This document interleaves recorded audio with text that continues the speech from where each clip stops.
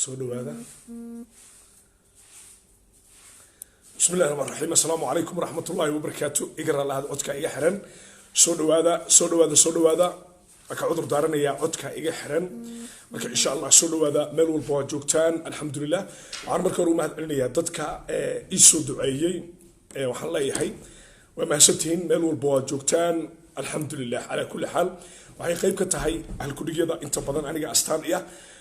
waxaan rajaynayaa in badan oo kamid ah bulshada Soomaaliyeed ay ka dharki doonto macluumaadiyada xiisaha badan ee maanta taariikhdu waxay ku beegan tahay 10 bisha 10aad 2019 wacdaraha ka dhacay magaalada Kismaayo ayaa igu kalifay in aan soo galo wacdaradaasi ayaan ka aamusi waayay iyadoo labadii maalmood ee ugu dambeeyay hargab xagga dhunta aan la ildarnaa marka insha Allah soo dhawaada meel walba waa joogtaan soo dhawaada maxaa ka jira magaalada Kismaayo wacdarihii maanta ka dhacay wax la soo koobi kara ma noqon madaxweynayaashii Soomaaliya Xasan Sheekh Maxamuud iyo Sheekh Shariif Sheekh Axmed ayaa si nabadgelyo ah oo sharaf iyo qiimo leh uga duulay magaalada Muqdisho waxay ku sii jeedaan magaalada Kismaayo daqiiqada kadib ay Kismaayo gaarayaan madaxweynihii Puntland oo $10,000 loo ballan qaaday la yiri Aadan Axmed Madoobe qaado $10,000 ayaa isna si geesinimo leh uga duulay magaalada Garowe soo ku sii jeeday magaalada Kismaayo xarunta maamulka Jubbaland ala kulli xaal madaxweyne Farmaajo markii uu arkay awoodda Sheekh Shariif Sheekh Axmed Xasan Sheekh Maxamuud Abdurrahman Abdushakur Warsame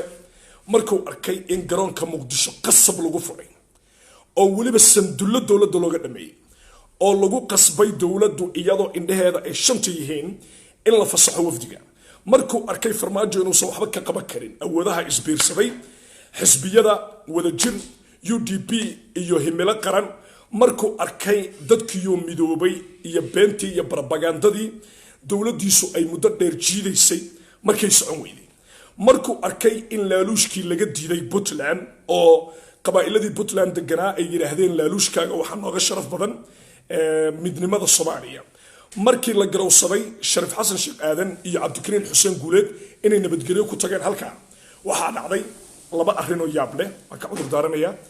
hargab runtii iyo xaray awgeed codkaygu waa si kale iraal ahada ninkii Farmaajo uu cararay wuxuu ka degay magaalada Addis Ababa isaga oo ka baqdin qaba shargareey barnaamijka shargareey barnaamijka isagoo ka baqdin qaba ceebtaas isagoo ka cararaya wuxuu u cararay Addis Ababa kulan uunan shaqo ku lahayn isagana uunan suurtagal ahayn inuu ka qayb galo oo uu ku qornaa wasiirka arrimaha dibadda dawladda Soomaaliya ayuu yiri ilaa inaan anigu tagaa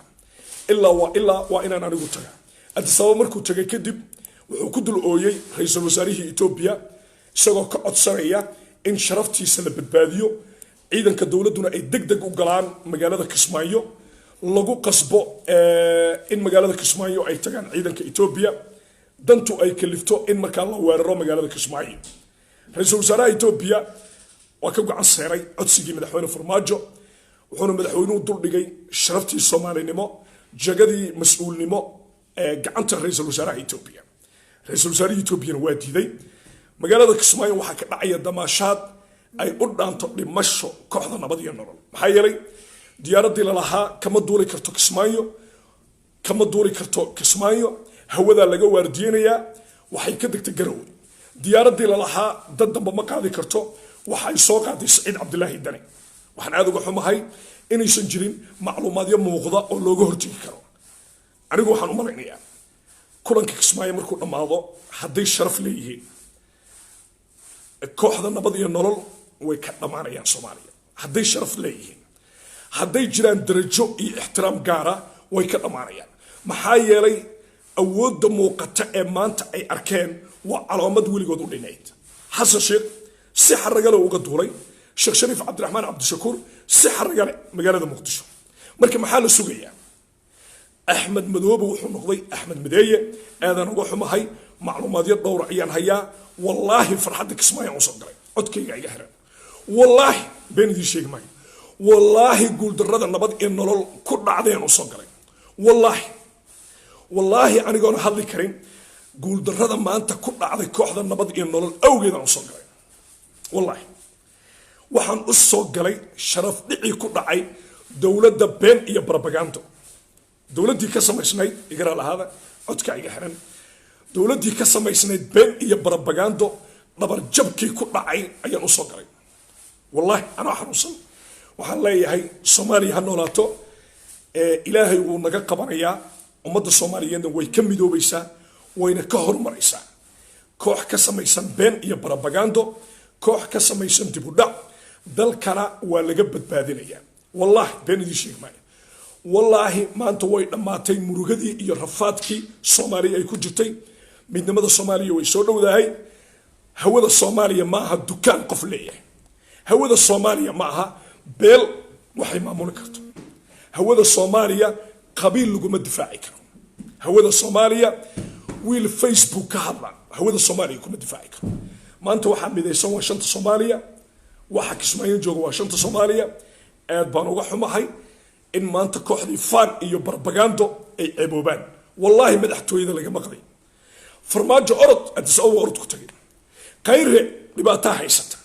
wallahi waxaan soo xasuustay abwaan ninka la yiraahdo abwaan dhiirane muxuu dhihi jiray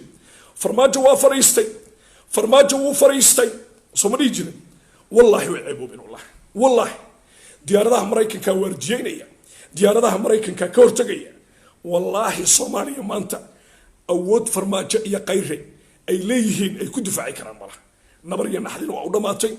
Soomaaliya way guuleysatay insha Allah Kismaayo waxay miday doontaa shanta Soomaaliya shalay baarlamaanku ka hadlayeen warqadii uu la jarayna markuu hadlay ilaa baan ku dhaariyay qofka beenlow ah warqadii uu saas ula jarayna weligay maalig madaxweyne hadaa sharaf leedahay oo Soomaaliya sharaf ka doonayso waad ceebowday Soomaaliya maanta way ku aragtay dani waa ka diiday laaluush cid kasta laaluushku way ka diiday xasan sheekh maxamuud isagoo xaragoonay ayuu ka duulay garoonka waliba waxaan iloobi karin qaabka uu xasan sheekh garoonka uga duulay